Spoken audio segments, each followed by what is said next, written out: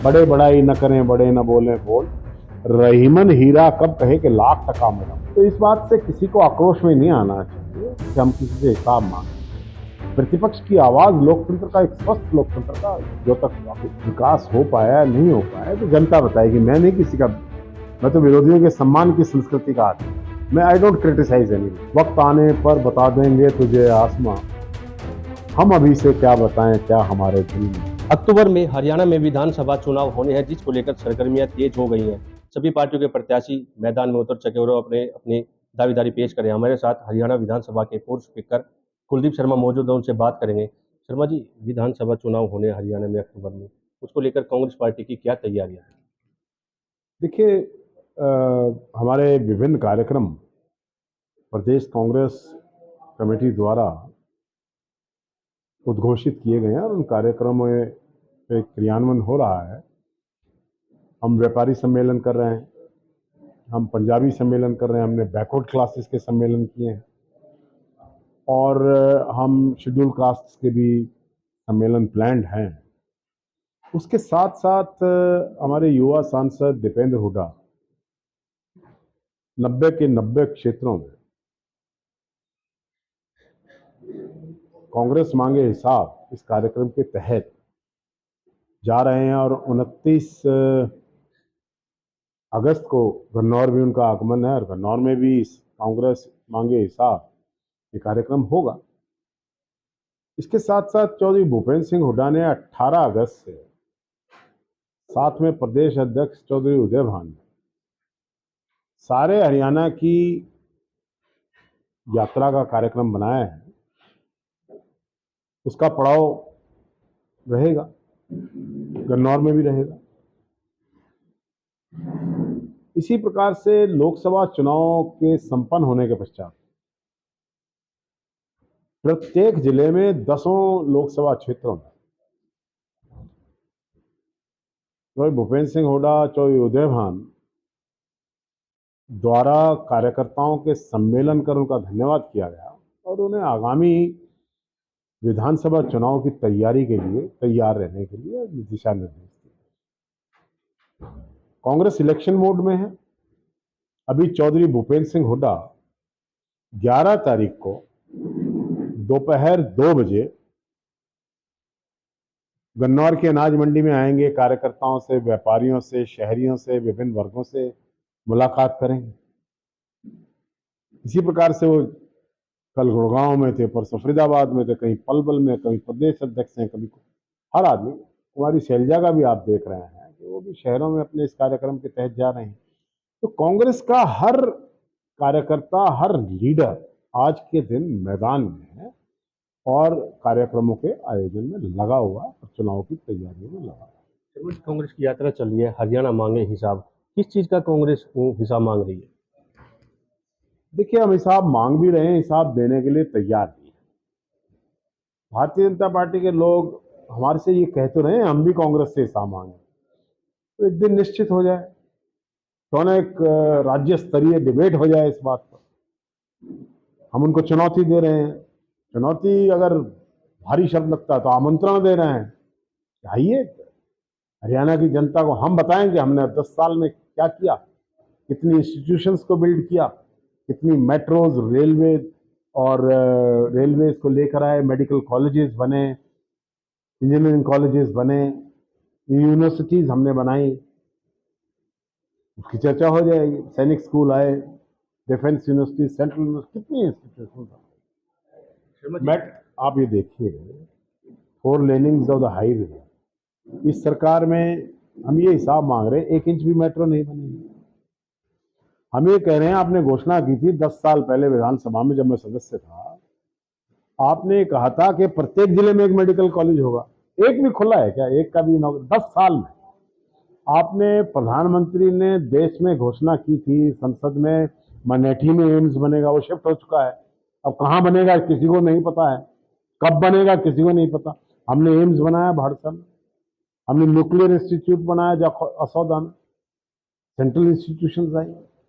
हमने आईआईएम बनाया सुनारिया रोहतक में, हमने नेशनल इंस्टीट्यूट ऑफ डिजाइन बनाया कुरुक्षेत्र में, हमने national institute of fashion technology बनाया पंचकुला में, हमने national institute of law doctor Ambedkar के नाम से यूनिवर्सिटी, नेशनल लॉ यूनिवर्सिटी बनवाई। ऐसे कितनी सेंटर ऑफ एक्सलेंसेज हमने डेवलप की। हमने इजराइल के प्रोजेक्ट लाकर खेती में आमूलचूल प्रयोग, हमने हाईवेज के निर्माण में काम किया, कॉलेजेस में किया। हम ये हिसाब मांग रहे हैं कि आपने घोषणा की, उन कितनी घोषणाओं पर आमंत्रण हुआ है, कितनी यूनिवर्सिटीज बनी, एक भी यूनिवर्सिटी जिसका कैंपस बन गया हो, कोई कॉलेज जिसका कैंपस, करनाल गन्नौर में भी तो कहा जा रहा है कॉलेज बन गया है, कहाँ है वो कॉलेज? तब वो कैंपस होगा, कोई बिल्डिंग होगी, एक बोर्ड लगाने से थोड़ी कॉलेज। इसी प्रकार से हम हिसाब मांग रहे हैं कि सड़कें टूटी पड़ी हैं, जो गन्नौर का इंफ्रास्ट्रक्चर हमने बिल्ड किया था वो समाप्ति की ओर है। तो हम विपक्ष के लोग हैं, हम किसी पर आरोप नहीं लगा रहे। देखिए, मैं ये मानता हूं प्रत्येक विधायक जो मेरे से पहले रहे हों, आज हैं, आगे जो बने, वो अपने अपने समय में काम करते हैं, लेकिन काम करने का लेखा जोखा जनता के सामने रखो। अल्टीमेटली आपने क्या किया है, क्या नहीं किया है, इसका फैसला जनता चुनाव के रूप में देगी। तो मैं अपनी छाती पीटने लग जाऊं कि मैंने ये कर दिया, वो कर दिया, तो कोई फायदा नहीं है। बड़े बड़ाई न करें, बड़े न बोलें बोल, रहीमन हीरा कब कहे कि लाख टका मेरा मोल। मेरा कहने का मतलब ये है कि वो दूसरों का सम्मान करने की संस्कृति का आदमी है।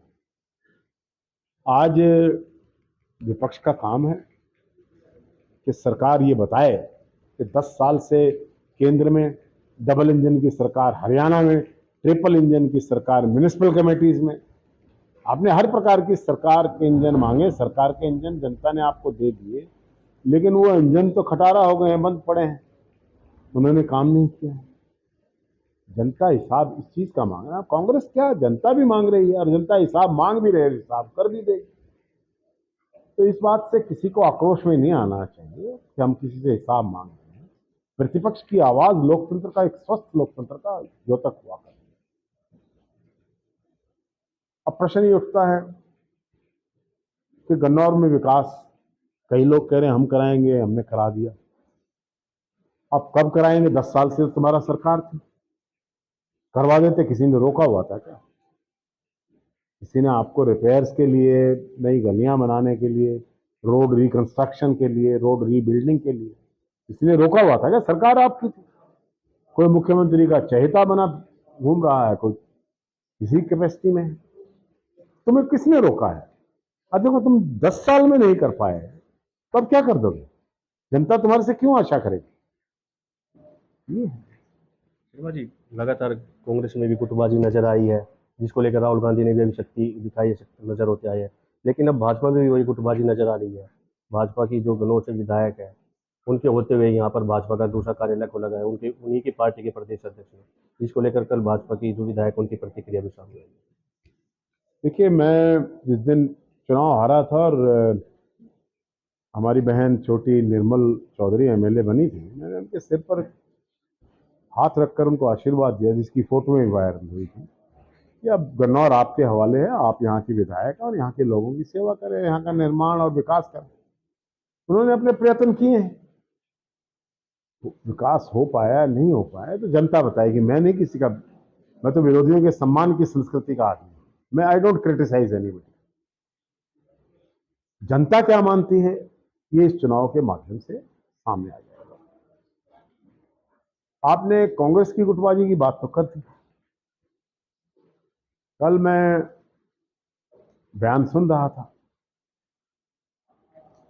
और प्रदेश अध्यक्ष निशाने पर थे, तो स्थानीय नेताओं पर भी आक्रमण हो रहा था। तो जहां विधानसभा के स्तर पर ही गुटबाजी नजर आ रही हो, आपसी मनमुटाव नजर आ रहा हो, वो बीजेपी कांग्रेस पर ये आरोप लगाए, जहां प्रदेश अध्यक्ष पर आरोप लग रहे हो, वो बीजेपी के लोग हम पर यह गुटबाजी का आरोप लगाए। कहीं हमारे अंदर कोई गुटबाजी नहीं है। हमारी कांग्रेस के नेता सभी अपने अपने स्तर पर कांग्रेस को मजबूत करने के लिए, कांग्रेस को चुनावी मैदान में मजबूती से ले जाने के लिए, लड़ाई लड़ने के लिए तैयारी कर रहे हैं। हमारे लिए सभी लोग प्रतिष्ठित नेता हैं, हम सभी का सम्मान करते हैं। एक बात जो विधायिका जी ने बड़ी महत्वपूर्ण कही, उन्होंने दो बिंदु बहुत महत्वपूर्ण कहा है। एक तो ये कहा है कि एक तो भ्रष्टाचार पर आक्रमण करने वाले हैं, एक भ्रष्टाचार को बचाने वाले हैं। भ्रष्टाचार पर आक्रमण करना और भ्रष्टाचार पर वो बचाना, उनकी मदद करना, इनमें से कौन अच्छा है, जनता फैसला करे। दूसरा, उन्होंने एक बहुत महत्वपूर्ण बात कही कि वो अपने विधायक रहते हुए गुंडागर्दी को नहीं पनपने देंगे। अच्छी बात।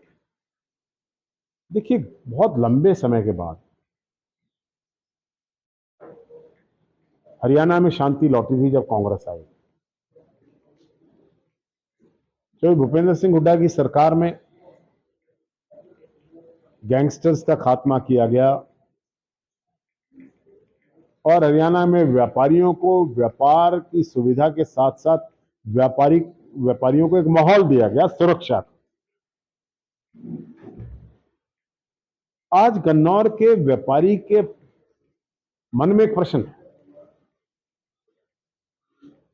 मैं सुनता हूं लोगों से, और माननीय विधायिका जी ने भी उस बात इशारा किया है, क्या कि लोग कहीं ऐसा माहौल तो नहीं बन जाएगा कि व्यापारी लोग और व्यापार करने की सुविधाएं सुरक्षित ना रह जाएं। उस तरफ उनका जो इशारा है वो महत्वपूर्ण है। और श्री भूपेंद्र सिंह हुड्डा ने घोषणा की है, कांग्रेस ने भी घोषणा की है कि कांग्रेस की सरकार आएगी तो गुंडा राज नहीं होने दिया जाएगा। व्यापारियों को भय मुक्त व्यापार की वातावरण बनाकर हम देंगे। ये नहीं कि चौटाला राज की दोबारा से याद आ जाए लोगों को। एक बार फिर से लोगों के दिमाग में एक शंका है कि ऐसा वातावरण हरियाणा में बनता जा रहा है, कुछ लोग बनाने की कोशिश कर रहे हैं। कुछ लोग पुलिस राज करना चाहते हैं।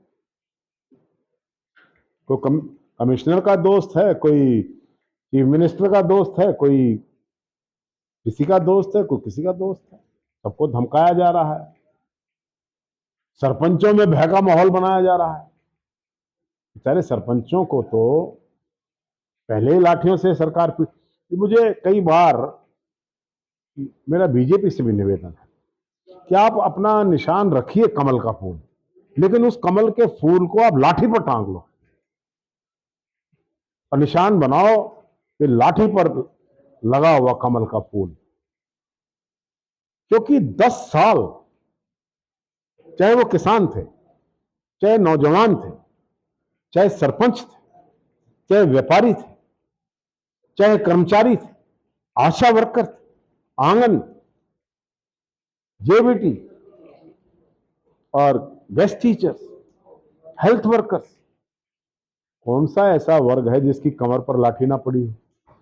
तो भारतीय जनता पार्टी का चुनाव निशान लाठी पे कमल, ये निशान उनको रखना चाहिए ताकि लोगों को याद रहे कि अगर ये लोग वापस लौटेंगे तो आज तो बड़ी बड़ी घोषणाएं हो रही हैं, राहत दी जा रही है किसान को। ये राहत 10 साल में क्यों नहीं दी? 10 साल लाठियों से क्यों पीटा? सड़कों पर उनका खून बिखर गया, गोली मार दी गई। 1 साल दिल्ली की सरहदों पर बैठे रहे कोरोना में। आखिर प्रधानमंत्री ने ये कहा, अगर वो कानून काले कानून नहीं थे तो क्यों प्रधानमंत्री ने देश से किसानों से माफी मांगी और उन कानूनों को संसद में वापस लेकर वापस किया? इसका मतलब ये सरकार लाठी और गोली की सरकार है। ये सरकार आतंक, राजनीतिक आतंक के प्रतीक की सरकार है। यहां अपने अपने स्तर पर, कॉन्स्टिट्यूएंसी स्तर पर, किसी स्तर पर लोग राजनीतिक आतंक का निशाना लोगों को बना रहे हैं। हम नहीं होने देंगे ये सब कुछ। शर्मा जी, ये देश और प्रदेश किसानों का और खिलाड़ियों का रहा है। खिलाड़ियों की बात करें तो हरियाणा में सबसे ज़्यादा मेडल आते हैं ओलंपिक में। और जो अभी बजट पास हुआ उसमें गुजरात को सबसे ज़्यादा खिलाड़ियों का बजट दिया गया है। हरियाणा के साथ भेदभाव हुआ है और अभी भी जो पहलवान है विनेश फोगाट वो मेडल की तरफ बढ़ रही है और ये पहले भी प्रदर्शन कर चुके हैं। वहीं अब भाजपा के जो नेता हैं वो इन खिलाड़ियों का स्वागत करते भी नजर आ रहे हैं। बड़ा महत्वपूर्ण प्रश्न है। हमारी हरियाणा की संस्कृति है, देश की है। We are like Romans. अगर आप पुराना रोमन कल्चर देखें उसमें खेल बहुत प्रधान रूप से हुआ करते थे। हरियाणा में आप देखेंगे कितने कुश्ती, कबड्डी और जो स्पोर्ट्स के डिसिप्लिन्स हैं उनमें काम किया है। हमारी संस्कृति किसान की है, जवान की है और पहलवान की भी है। आज 3 मेडल ओलंपिक में मिले हैं, चौथा एश्योर हो गया है। किनको मिले हैं? चारों हरियाणा के। हरियाणा का खेल बजट बढ़ाने की बजाय जहां से पिछली बार भी 6 ओलंपियंस मेडलिस्ट निकले थे, यहां का इंफ्रास्ट्रक्चर बनाने की बजाय आप गुजरात के अंदर खिलाड़ियों का बना रहे हो। मुझे गुजरात से कोई नफरत थोड़ी है, वहां के भी खिलाड़ी होंगे। वहां ये अमित शाह जी हैं और लोग हैं, सब खिलाड़ी ही तो हैं, खेल ही तो खेल रहे हैं। शायद उनको दिया जाएगा फंड। अरे हरियाणा की इन बेटियों को किस मुंह से देश का प्रधानमंत्री मेडल पहनाएगा, स्वागत करेगा? पिछली बार जब ये बेटियां जीत कर आई, साक्षी मलिक और जो हमारे बजरंग पूनिया या और भी जो खिलाड़ी आए, प्रधानमंत्री ने अपने घर पे बुलाया, उनका स्वागत किया, किसी को नौकरी दी है? हमारी सरकार में, भूपेंद्र सिंह हुड्डा जी की सरकार में कितने डीएसपी लगे? वर्ल्ड कप विनर्स को डीएसपी लगाया गया। स्पोर्ट्स कोटे से 700 से ज्यादा स्पोर्ट्समैन को हमने नौकरियां दी। पदक लाओ पद पाओ की नीति पर हम चले। ये क्या कर रहे हैं? वो नीति तो समाप्त कर दी। जो हमने स्टेडियम्स बनाए थे उन स्टेडियम्स का बुरा हाल है। जो हमने स्पोर्ट्स फैसिलिटीज क्रिएट की थी उन पर एक पैसा खर्च नहीं कर रहे हैं।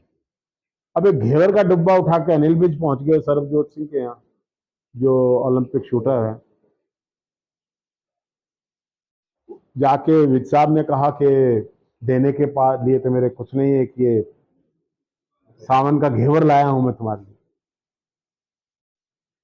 सरकार के पास वो सरबजीत उस शूटर को आए हुए कितने दिन हो? क्या घोषणा की अभी तक सरकार ने? कैबिनेट की मीटिंग हुई फिर भी नहीं हुई। जिसको डीएसपी का पद मिलना चाहिए, जिसको करोड़ों रुपए की घोषणा होनी चाहिए। फिर एक बात का जवाब आपके इस सवाल से जुड़ा हुआ है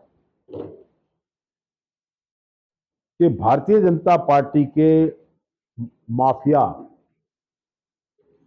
बाहुबली राजा, क्या नाम है उनका, ब्रजमोहन शरण सिंह, शरण में किसी के नहीं थे वो, उनको तो बीजेपी प्रोटेक्ट करती थी। पर ये विनेश फोगाट, जिसने देश का झंडा वहां ओलंपिक में लहरा दिया है, आई एम श्योर गोल्ड जीत के आएगी। जो वर्ल्ड चैंपियन 3 बार की को हरा के आई है, पिछली बार ओलंपिक गोल्ड मेडलिस्ट को हरा दिया है। उस बेटी के फोटो को देखकर आंसुओं में आंसू आ गए, जिसको लठों से पीटकर बंडल आउट करके बसों में भर के लोग ले गए। किस मुंह से देश के प्रधानमंत्री इसका स्वागत करेंगे? यही कारण है आज तक प्रधानमंत्री साहस नहीं जुटा पाए हैं उसको फोन करने का। मनु भाकर को किया ना फोन, जैसे कि प्रधानमंत्री शूटिंग कर रहे थे उनकी जगह। अरे मनु भाकर की अचीवमेंट थी, चलो देश के प्रधानमंत्री उनका मान सम्मान कर रहे हैं, अच्छी बात। विनेश फोगाट का किस मुंह से करेंगे? उसको मारा पीटा गया, महीनों तक दिल्ली में वो लोग धरने पर बैठे रहे, गुंडों को प्रोटेक्शन दी गई और पहलवानों को मारा पीटा और घसीटा गया, हमारी बेटियों को। तुम बेटी बचाओ की बात कर रहे हो, ये से बचाओगे बेटियों को? बेटियों ने खुद को बचाया है। प्रधानमंत्री को कोई हक नहीं है विनेश फोगाट को फोन करने का। और अपनी फोटो खिंचवाने का। फोटो अपॉर्चुनिटी को प्रधानमंत्री छोड़ते नहीं, कोई हक नहीं उनको। बेटर ये रहेगा कि वो उनको फोन ना करें, बल्कि उनसे माफी मांगे अगर फोन करें कि बेटी तुम्हें हमने मारा पीटा, तुम्हारी बेइज्जत करने की कोशिश हुई है, मैं देश का प्रधानमंत्री, जैसे किसानों से माफी मांगी ऐसे इन पहलवानों से माफी मांग लो, हम प्रधानमंत्री को माफ करवा दें। बजाय इसका कि फोन नहीं करना चाहिए। अगर वो अपनी मेहनत से गोल्ड जीत रही है तो उसमें प्रधानमंत्री का योगदान नहीं है। प्रधानमंत्री का योगदान तो उनके घुटने छिलवाने में, उनकी कमरों पर लाठी लगवाने में। इसके लिए प्रधानमंत्री को देश से माफी मांगनी चाहिए, इन पहलवानों से माफी। शर्मा जी, हम अग्निवीर की बात करें, लोकसभा चुनाव से पहले 4 साल था उनका कार्यकाल, फिर 3 साल और बढ़ाया गया। और वहीं आम आदमी पार्टी भी इसको लेकर एक्टिव नजर आ रही है। उन्होंने मुख्यमंत्री नायब सैनी और पूर्व जो सीएम रहे हैं मनोहर लाल खट्टर, उनको भी अग्निवीर की योजना दी है। देखिए, कांग्रेस का जहां तक स्टैंड है, वी आर वेरी क्लियर। हम अग्निवीर की योजना को ही समाप्त करेंगे। हम इस योजना का आमूल चूल इसको रिजेक्ट करते हैं। हम कह रहे हैं आर्मी में रेगुलर भर्ती होनी चाहिए। What is Agniveer? ये जो आर्मी है एडहॉक आर्मी थोड़ी होगी देश में। अरे इधर बांग्लादेश उबल रहा है, उधर मालदीव में विद्रोह हो गया, आपको पता नहीं लगा। श्रीलंका में तख्ता पलट हो गया। पाकिस्तान आपकी सीमाओं से रोज आतंकवादी भेज रहा है। जम्मू एरिया में कत्लो गारत हो रही है, जवान मर चुके हैं 14-15। उधर ईस्टर्न बॉर्डर इनसिक्योर हो गया, म्यांमार। और जब आप पड़ोस में ही सुरक्षित नहीं है, जब चीन आपकी भूमि पर आप बैठा है, तो ये 56 इंच के सीने वाले प्रधानमंत्री से प्रश्न बनता है कि नहीं बनता है कि आप एडहॉक आर्मी का इस्तेमाल करेंगे क्या इन लोगों के खिलाफ, या रेगुलर आर्मी का करेंगे? जब तक ये अग्निवीर रिटायर होगा, बीजेपी भी रिटायर हो जाएगी, इनका भी समाप्त हो जाएगा समय। फिर देंगे कि नहीं देंगे? एक बात तो निश्चित है ना, कोई शहीद का दर्जा नहीं, कोई पेंशन नहीं, कोई एक्स आर्मी बेनिफिट नहीं, कोई फैमिली बेनिफिट नहीं। ये तो निश्चित है। 4 साल बाद, 7 साल बाद जो भी ये बढ़ा घटा रहे हैं, जाना निश्चित है, ये निश्चित है। अरे ये हरियाणा 13,000 जवान सेंट्रल पैरामिलिट्री फोर्सेस में हर साल कंट्रीब्यूट करने वाली स्टेट है। लार्जेस्ट शेयर हमारा है। 10% ऑफ इंडियन आर्मी जो है वो हरियाणा से जाती है। हमारी संस्कृति है जवानों की। हमें हमारे योजनाओं नौजवानों का तो भविष्य खराब कर रहे हैं। कह रहे 4 साल बाद जब आप लौटोगे तो आपको 10% आरक्षण दिया जाएगा नौकरियों में। अरे 4 साल बाद जब आप 4 महीने से पहले पहले वापस लौट जाओगे, इनको आरक्षण देना है या नहीं देना है, इसकी बात आप कैसे कर रहे हैं? इसी तरह कौशल रोजगार निगम है, ad hoc, DC rate, no pension, no health benefit, no permanent service. 85,000 नौजवानों को बेवकूफ बनाया जा रहा है। इनको पक्का क्यों नहीं किया गया?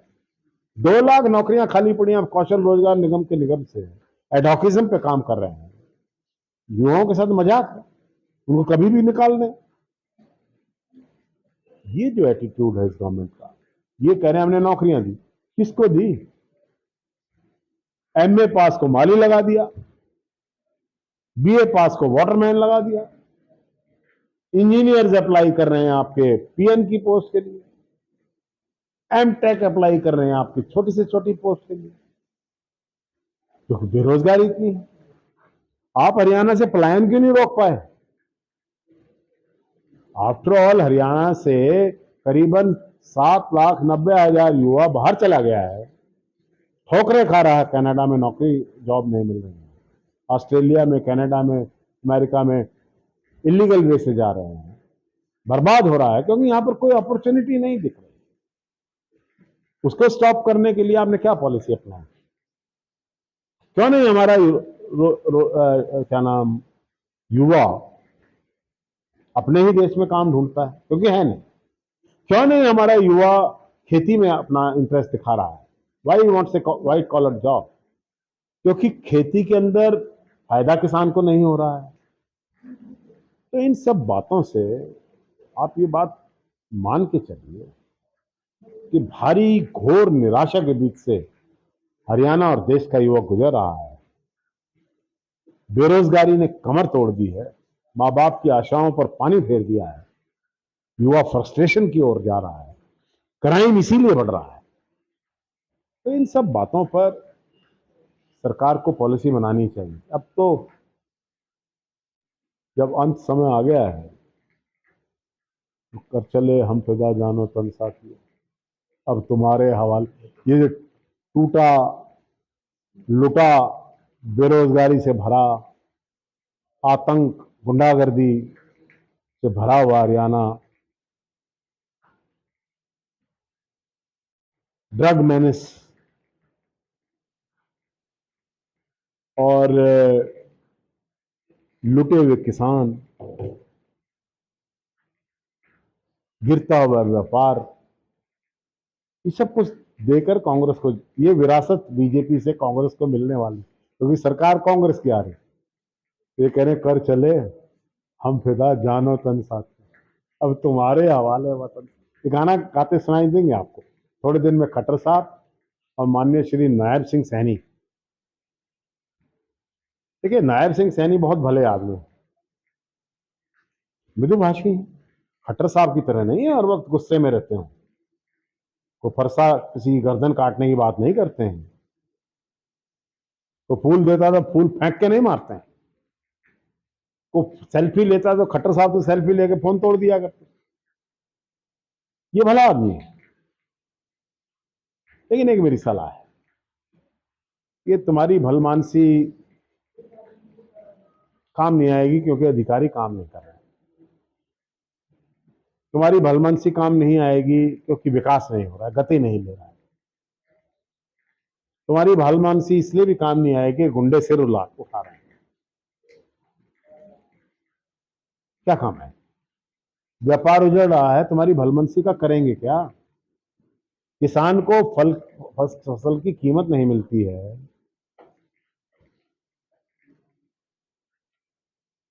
तो आपकी भलमानसी किस चीज में काम आएगी?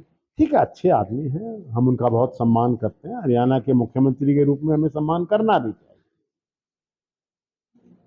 लेकिन एक मेरी सलाह है उनको, वैसे तो वो मुख्यमंत्री बन जाता है, वो बड़ा नेता भी बन जाता है, कि उनको खट्टर साहब की शैडो से बाहर निकलना चाहिए। कहीं ना कहीं हरियाणा की जनता को ये लगना चाहिए कि अब खट्टर साहब नहीं, श्री नायब सिंह सैनी हरियाणा के मुख्यमंत्री। ठीक है, उन्होंने कहा है ये मेरे गुरु हैं, मैं इनकी चरण पादुकाएं रखकर राज कर रहा हूं। अभी आज ही मैंने बयान पढ़ा कि मेरे गुरु भी हैं, मार्गदर्शक भी हैं, और इनकी चरण पादुका भी मेरे पास है, उनको रख के मैं, जैसे राम जी चले गए थे ना, पीछे से भरत रखे हुए थे। ठीक है, ये भरत हैं मनोहर लाल जी का, हमें कोई इतराज नहीं है, उनकी चरण पादुका रखें, उनको खुद बिठा के रखें, वो भी कोई इतराज नहीं है। लेकिन मुख्यमंत्री मुख्यमंत्री होता है, उनको अपने मुख्यमंत्रित्व के स्वरूप को नहीं छोड़ना चाहिए। अब उनका नाम नायब सिंह सैनी जी की बजाय जनता कह रही इनको घोषणा मंत्री का नाम दे दीजिए, मुख्यमंत्री नहीं, घोषणा मंत्री। नित नए दिन घोषणाएं हो रही हैं, और वो घोषणाएं लागू कब होंगी इसका किसी को नहीं पता। ये फसलों की कीमत मिलेगी कब, इसका किसी को। ये भावांतर भरपाई, एमएसपी भी है। एमएसपी, अच्छा एमएसपी आपने बना दी, किसान मांग क्या कर रहे हैं? हमारी छोड़िए, पहली बात तो इस पर आइए, आपने वायदा का क्या किया?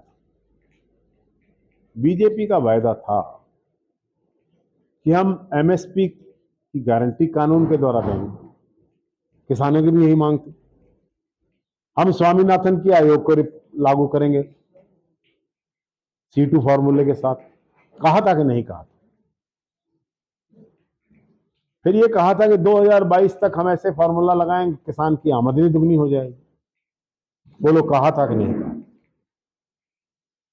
जब काले कानून किसानों के खिलाफ बनाए गए, ये कहा था कि नहीं कहा था कि ये कानून देश के किसान के फायदे में है? जब आवाज उठी विपक्ष ने, हमने विरोध किया, किसानों ने मोर्चे लगाए, तब प्रधानमंत्री डरकर किसानों से माफी मांगने की भूमिका में आ गए। तो ये एक ऐसी परिस्थिति बन गई है इस देश में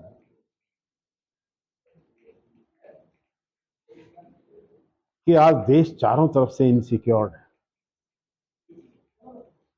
बांग्लादेश बॉर्डर को इंदिरा जी ने पाकिस्तान के 2 टुकड़े किए थे और ईस्टर्न बॉर्डर हमारा सिक्योर हो गया, लेकिन उस उपलब्धि को इन लोगों ने खत्म करा दिया। और आज पाकिस्तान एलिमेंट जो है, आर्मी रूल, उसका डोमिनेंट रोल के साथ पाकिस्तान सपोर्टिंग एलिमेंट्स वहां पर कब्जा हो, तो एक और भारत का खतरा, इस एक लुक ईस्ट पॉलिसी का जिक्र किया गया था। नेबर्स फर्स्ट को, नेपाल में आपके विरोधी सरकार है, चीन की समर्थक सरकार है, श्रीलंका में है, मालदीव्स में है, पाकिस्तान में है, अब बांग्लादेश में आ गई। यू हैव, आपने देश को इनसिक्योर कर दिया, आपकी पॉलिसीज ने, आपकी अग्निवीर पॉलिसी ने इनसिक्योरिटी फौज के अंदर भर दी। हमारा किसान जो गौरवशाली किसान हुआ करता था, खेती 60% लोग उस पर निर्भर, सबसे बड़ी लेबर और एम्प्लॉयमेंट फोर्स वहां से निकलती है, उसको तुम बर्बाद करने में लगे। इन सब बातों पर आज सदन में क्या हो रहा है? क्यों प्रधानमंत्री श्री राहुल गांधी बोलने के लिए खड़े उठते हैं और प्रधानमंत्री पिछले दरवाजे से निकल जाते हैं? उनमें सुनने की हिम्मत नहीं है। वो जो अपने आप को नेक्स्ट टू गॉड कहते थे, भगवान का स्वरूप ही मानते थे अपने आप को,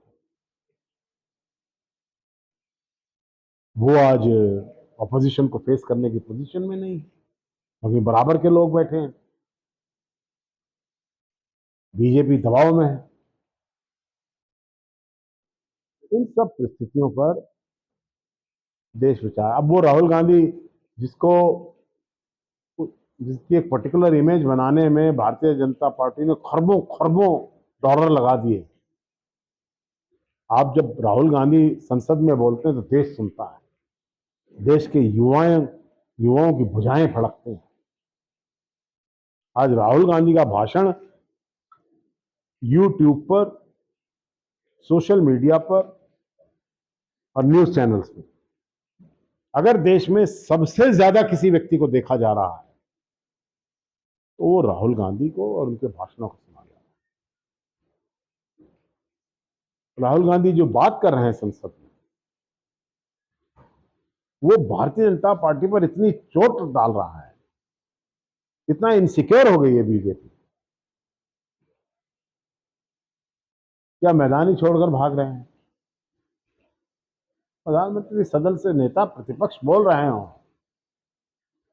प्रधानमंत्री को सुनना चाहिए विपक्ष क्या कह रहा है, और प्रधानमंत्री जा रहे हैं, नहीं सुनना चाहते, क्या सुनने की शक्ति खत्म हो गई? ऐसी परिस्थितियां देश की राजनीति है। अंत में मैं एक बात गन्नौर को जरूर कहना चाहूंगा कि कांग्रेस की सरकार आ रही है, गन्नौर वासियों को सरकार में अपनी आहुति डालनी चाहिए। 2009 में डाली थी, गन्नौर ने विकास की एक करवट ली, एक नया स्वरूप हमारे शहर का बना, शहर ही नहीं हर एक ग्रामीण क्षेत्र का बना। अब गन्नौर एक और अंगड़ाई लेना चाहता है। मेरे दिमाग में गन्नौर के लिए एक विस्तृत कार्यक्रम है। गन्नौर के अंदर ये चारों ओर एक कॉरिडोर बनना चाहिए, जिसकी योजना मैं अपने समय में किया। गन्नौर के ब्यूटिफिकेशन, सारी सड़कें टूट गई हैं, दोबारा बनाना पड़ा, पुनर्निर्माण होगा।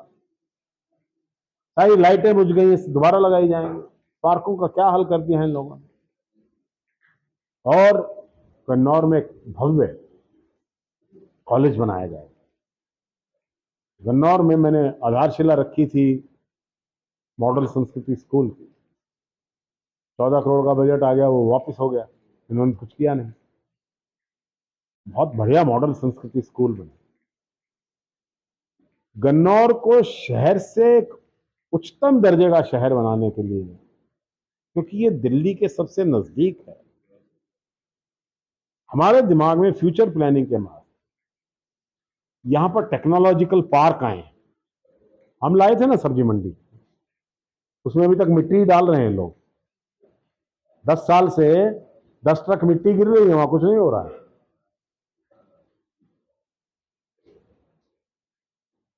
हम लेके आए थे सब्जी मंडी, हम अब लाना चाहते हैं यहां टेक्नोलॉजिकल पार्क। दिल्ली उधर गुड़गांव के सट गई है, उधर नोएडा को सट गई, उधर फरीदाबाद को सट गई, उधर बहादुरगढ़ को। अगर कोई स्कोप है दिल्ली से निकलते ही first available technological and industrial area बन सकता है, वो गन्नौर। अब देखिए सोनीपत कामी रोड पर कितनी इंडस्ट्री आ गई। इधर फ्री जोन्स में चाहे वो रतूरी है, चाहे आपका उमेदगढ़ तक रामनगर है, इधर पिपली खेड़ा है, इधर सनपेड़ा है, बड़ी है, कितना इंडस्ट्रियलाइजेशन हो रहा है। तो यहां एक बहुत बड़ा इंडस्ट्रियल, लेकिन डेवलप्ड वे में, ऐसे माल बनाने की नीयत से नहीं, बल्कि टेक्नोलॉजिकल डेवलपमेंट के साथ एक इंफ्रास्ट्रक्चर बनाकर, ताकि जॉब अपॉर्चुनिटीज निकलें। टेक्नोलॉजिकल पार्क आएगा, हमारे जो युवा भाग रहे हैं, पलायन हो रहा है, उनको एक जगह मिलेगी अपनी इसको प्रतिभा को निखारने की। टेक्नोलॉजी पर एम्प्लॉयमेंट अपॉर्चुनिटीज आएंगी, शहर का भी स्तर बढ़ेगा। सारे डंपर शहर से जाते हैं, सारी ट्रालियां शहर से जा रही हैं, शहरों को चारों तरफ मिट्टी है, गंदगी का आलम है। 1100 से ऊपर पशु, आवारा पशु, जिनको ये नंदी कहते हैं, गौ पितास बोलते हैं, क्या बोलते हैं, सड़कों पर घूम रहे हैं। कितने एक्सीडेंट हो गए। कल ही में मिला था पांची रोड पर, राठी परिवार है, विजेंद्र राठी एडवोकेट, उनके भतीजे को सांड ने मारा और उनकी गर्दन टूट गई। अनेकों ये सांडों से चोट लगने के एक्सीडेंट्स जो हैं सामने आ रहे हैं। सुबह देखो पॉलीथीन का ढेर चारों तरफ, सफाई व्यवस्था समाप्त हो चुकी।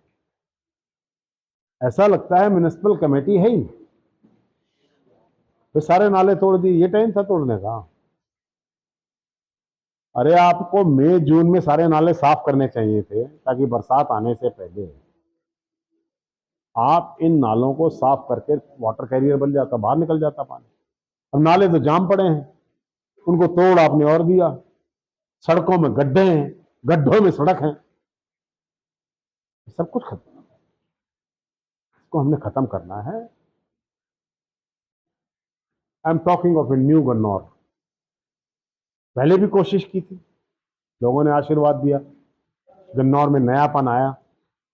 नाउ आई विल मेक, अगर मुझे मौका मिलेगा, I will make a new Gannaur, जिस पर गन्नौर वासियों को गर्व होगा, जिसमें समुचित म्युनिसिपल व्यवस्थाएं होंगी। कोई कच्ची टूटी फूटी गली सड़क नहीं मिलेगी, हर तरफ हर कोना प्रकाशित होगा। यहाँ एक 100 बेडेड हॉस्पिटल लेके आएंगे, जिसमें हर प्रकार की ट्रॉमा सुविधाओं हो। इसका एक्सीडेंट हो गया है, इसको या तो कानपुर ले जाना पड़ता, दिल्ली ले जाना पड़ता, पैट स्कैन नहीं है, कैंसर बढ़ रहा है।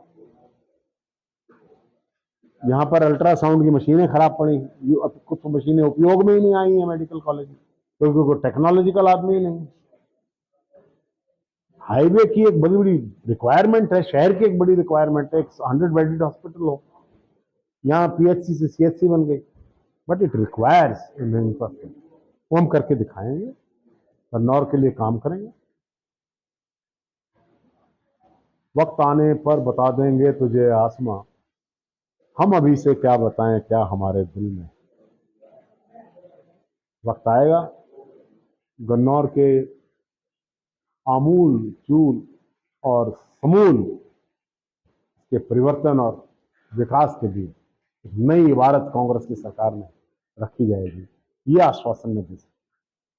तो ये थे हमारे साथ हरियाणा विधानसभा के पूर्व स्पीकर, जिनका कहना है कि आने वाले चुनाव में जनता भारतीय जनता पार्टी को हार का रास्ता दिखाएगी और प्रदेश में पूर्ण बहुमत से कांग्रेस की सरकार बनेगी और प्रदेश में एक बार फिर विकास की लहर तोड़ेगी। गन्नौर से पंजाब केसरी टीवी के लिए कपिल शर्मा। हमसे जुड़े रहने के लिए हमारे YouTube चैनल को सब्सक्राइब करें और नई वीडियो की नोटिफिकेशन के लिए बेल आइकॉन को दबाएं। अगर आप ये वीडियो Facebook पर देख रहे हैं तो लाइक जरूर करें और ज्यादा से ज्यादा शेयर करें। धन्यवाद।